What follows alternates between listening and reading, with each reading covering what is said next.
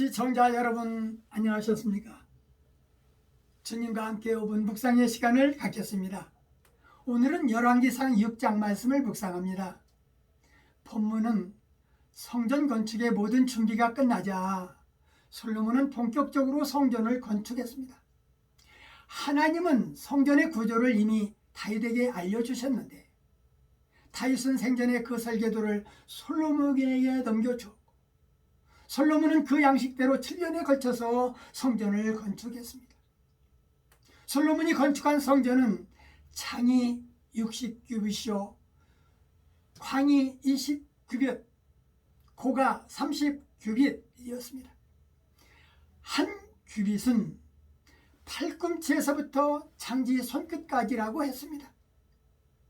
전을 건축하는 동안 돌을 치석하는 곳에서 치석을 하고 가져왔기에 건축하는 동안 성전 작업장에서 방망이나 토끼나 철연장 소리가 들리지 않았습니다. 솔로몬이 건축한 성전은 성막과 유사했으나 길이가 더 길고 화려하게 건축되었습니다. 성전의 기구들은 하나님 백성의 역사 속에서 계시될 영적인 실체를 묘사하는 상징적인 의미를 가지고 있습니다. 하나님은 다윗의 뒤를 이을 자가 성전을 건축할 것과 이스라엘 왕권이 그 후손들에게 이어질 것을 언약하셨는데 그 약속이 솔로몬 시대에 성취되었습니다. 특히 하나님은 친히 이스라엘 백성 가운데 항상 함께 계시며 인도하실 것을 약속해 주시는데 이것을 상징하는 것이 바로 성전입니다.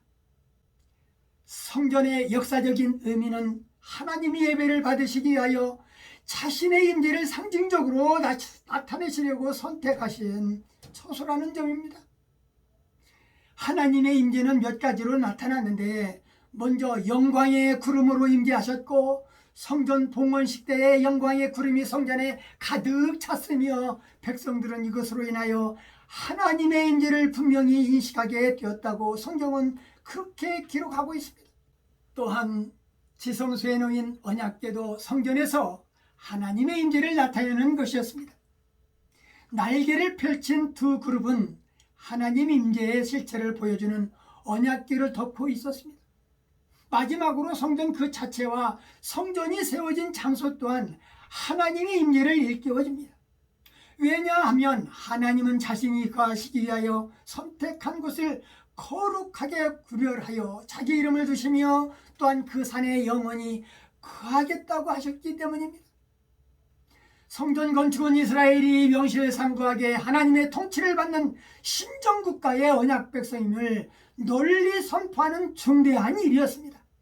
이 일은 하나님이 겹친 뜻이었고 부친 다윗 왕의 오랜 소망이었으며 이스라엘 백성들의 간절한 염원이었습니다.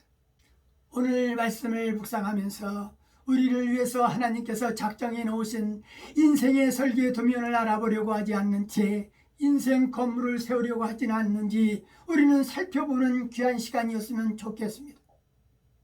솔로몬은 그의 가장 중대한 성전을 건축하는 동안 하나님께서 일러주신 계획대로 충실히 쫓았습니다. 그러한 하나님의 건축 계획이 마침내 웅장하고 아름다운 건물로 그 모습을 드러내게 되었습니다. 오늘날에도 하나님의 말씀은 우리 인생을 건축해 갈 지침을 제공합니다. 우리가 하나님의 말씀으로 나의 삶을 매일 점검해 나갈 때에 우리는 하나님께서 우리를 위해서 갖고 계신 선한 목적을 성취할 수 있을 것입니다. 성전 건축 공사 중에 여호와께서 솔로몬에게 내가 이전을 건축하니 내가 내 법도를 따르며 내 율례를 행하며 나의 모든 계명을 지켜 그대로 행하면 내가 내 아비 다윗에게 한 말을 내게 확실히 이룰 것이고 여호와 하나님께서 이스라엘 자손 가운데 거하며 그 백성을 버리지 않을 것이라고 말씀하셨습니다. 하나님은 성전 건축에 무게를 두신 것이 아니라 하나님의 말씀의 법도와 율례를 강조하신 것입니다. 말씀이 중심되어야 한다는 것을 강조하신 것입니다. 말씀이 중심되는 삶을 살아야 하는 이유는 하나님이 원하시기 때문이고 하나님의 말씀을 잊을 수 없는 것이고 믿음이 무너짐이 없을 것입니다. 하나님을 더욱 신뢰하게 되는 것입니다.